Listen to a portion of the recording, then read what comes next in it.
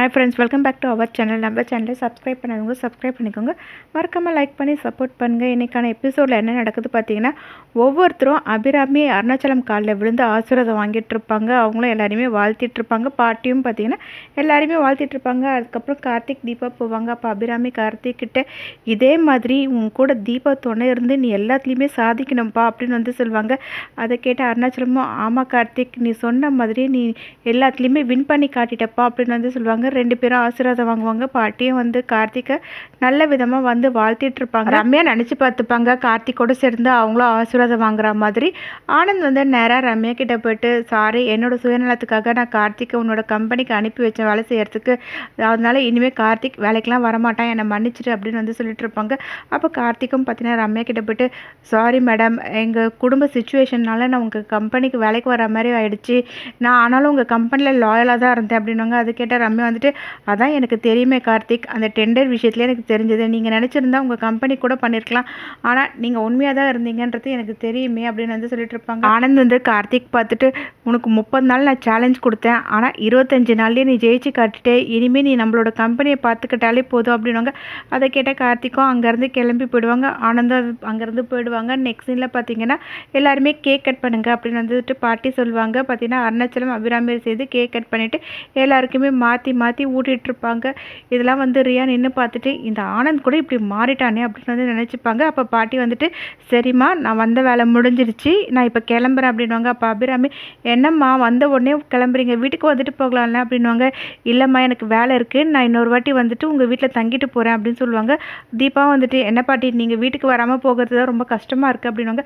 அதெல்லாம் ஒன்றும் இல்லைம்மா அப்படின்னு சொல்லிட்டு அங்கேருந்து கிளம்புவாங்க. கார்த்திக்கிட்ட, நீ தான் பேராண்டி, எல்லாத்தையுமே நல்லபடியாக பார்த்துக்கணும், உன் பொறுப்பில் நான் விட்டுட்டு போகிறேன் அப்படின்னு சொல்லிட்டு பாட்டி அங்கேருந்து கிளம்பி போயிடுவாங்க. கார்த்திக்கும் கூட கிளம்பி போயிடுவாங்க. இங்கே பார்த்தீங்கன்னா ரியா செம்ம டென்ஷனாக அங்கேருந்து மண்டபத்தை விட்டு போவாங்க. அப்போ ஆனந்த் பார்த்தீங்கன்னா ரியாவை போயிட்டு பலார்னு அரைவாங்க. எதுக்காக என்ன அரைகிற அப்படின்னு ரியா கேட்பாங்க.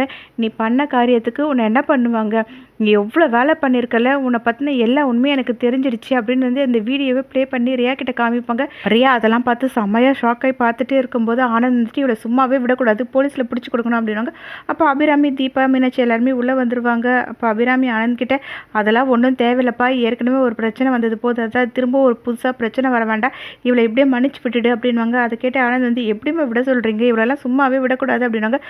உன் மேலேயும் தான்ப்பா தப்பு இருக்குது அப்படின்னு வந்து அபிராமி சொல்லிட்டு இருப்பாங்க.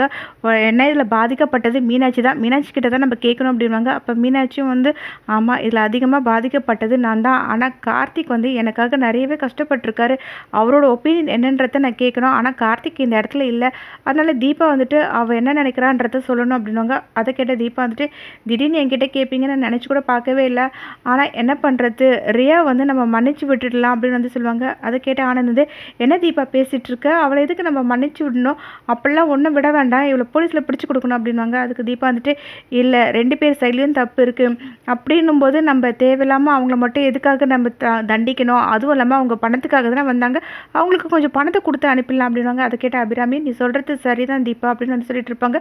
இதை பார்த்து ஐஸ்வர்யா வந்துட்டு, நம்ம மட்டும் அமைதியாக இருந்தால் தேவையில்லாமல் மாட்டிப்போன்னு யோசிச்சுட்டு, என்ன பணத்தை கொடுத்து அனுப்ப சொல்லிட்டு இருக்கா, அவள் பண்ண தப்புக்கு போலீஸில் பிடிச்சி கொடுக்க வேணாம்னு சொல்லிட்டு, அதனா உங்கள் வீட்டில் இருந்து பணத்தை கொண்டு வரியா, உங்கள் அப்பா அம்மாவே கெஸ்ட் ஹவுஸில் தானே தங்கிட்டு இருந்தாங்க அப்படின்னு வந்து கேட்பாங்க.